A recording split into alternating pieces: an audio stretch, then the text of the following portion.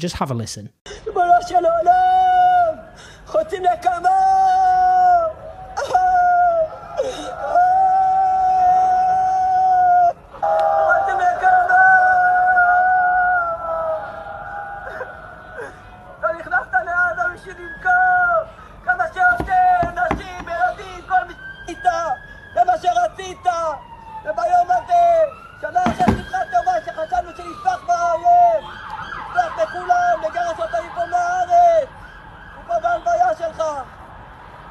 So he says there, God Almighty, we want revenge. Revenge. You entered Gaza to take revenge. As many women, children you can. Everyone you saw. This is what you wanted. And on this day, 1 year after Simchat Torah, when we thought we will massacre the enemy, massacre everyone, that we will expel them all from this land, we are here at your funeral. This is a eulogy at a funeral. It's striking as you watch this video clip as he's talking about taking revenge on women and children. Those you can see in the clip, presumably his relatives and loved ones, look overwhelmed by grief and are emotionally processing what is being said as though they're deeply moving recollections of a tragically deceased person. You know, like at funerals that aren't celebrations of war crimes, the usual type of funeral, relatives would be saying, oh, they were such a kind soul, they dedicated so much time to charity, they loved to party or spend time with their children. And the other mourners would, be closing their eyes and crying as they process what they heard. In this example, they're literally listening to how their beloved relatives slaughtered women and children in an orgy of vengeance, getting emotional as they also cry out for more vengeance. I can imagine like a really dark comedy series which pushed the boundaries with scenarios which are just really twisted and unhinged, doing a sketch like this. But guess what? It's real. This is actually happening. And it's not only happening, it's happening with the active support and complicity of our governments and most of our media. Now, I can read out what was said in the rest of that eulogy. The entire nation, he says, will have the opportunity to avenge your revenge, blood revenge, not the revenge of burning houses, not the revenge of burning streets, not the revenge of burning cars, but the revenge of blood you spilt. Anyway, there were other eulogies at the funeral. Here's another one from a fellow soldier. קשה להאמין איך אתה יושב, ילד בן 22, 20 חבר'ה מבוגרים ממנו בהרבה, שחלקם יכולים להיות ההורים שלו, וכולם מקשיבים לו, מחכים לשמוע מה יש לו להגיד. היית הבן אדם הכי שמח ואופטימי ושטותניק במחלקה. נתקלנו בזה לראשונה בעזה כששרפת הבית בלי אישור בשביל האווירה. Let me just quote that one, shall I? He says, you were the happiest and most optimistic and frivolous person in the platoon. We saw it the first time in Gaza when you unauthorizedly burnt a house just to lift the atmosphere.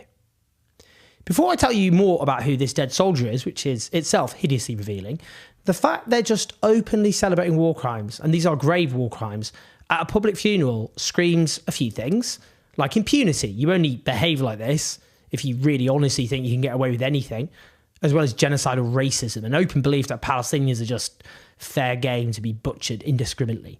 Yet another speaker recounted that last October, this now dead settler shot and killed a Palestinian man in the West Bank. He shot 40-year-old Bilal Salah when he was harvesting olives and killed him in front of his wife and children.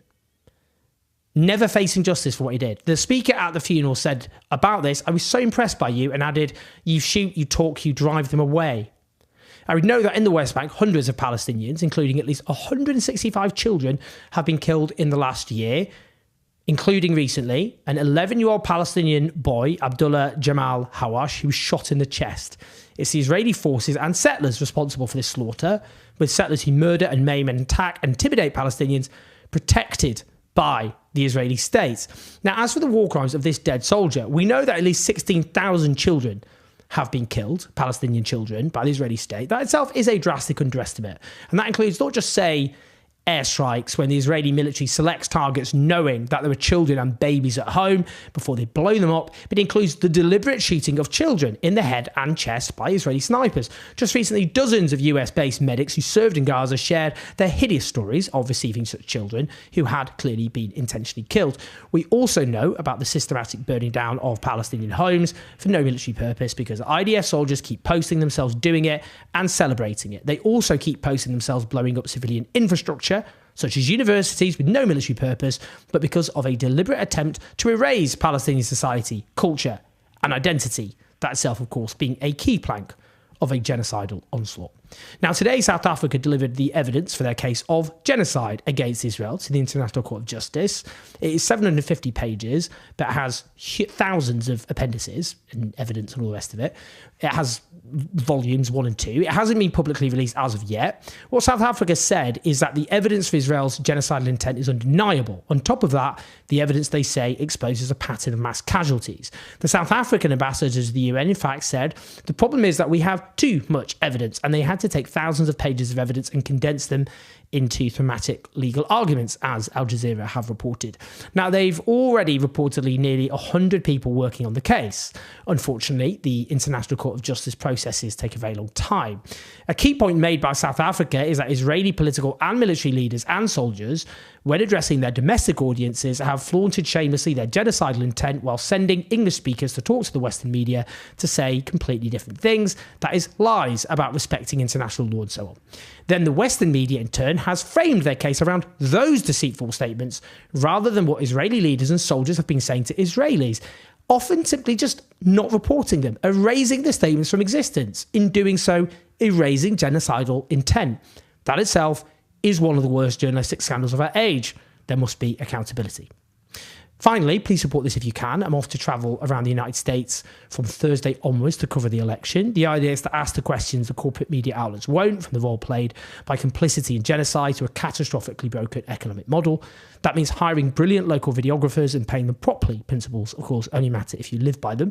So it's going to be hugely expensive, to say the least, especially because the plan is to cover what happens after the election with possible turmoil beckoning. If you want to help, please go to patreon.com/OwenJazz84. The plan is to expand the operation, do far more of those videos around the world, which of course can only be done as ever with your support, as well as on a new Substack yet to be launched, investigative journalism. And we have a very big project which will be released. As ever, please like, subscribe, help us take on a media which has helped facilitate genocide at patreon.com/OwenJazz84. And yeah, I will soon see you in the United States.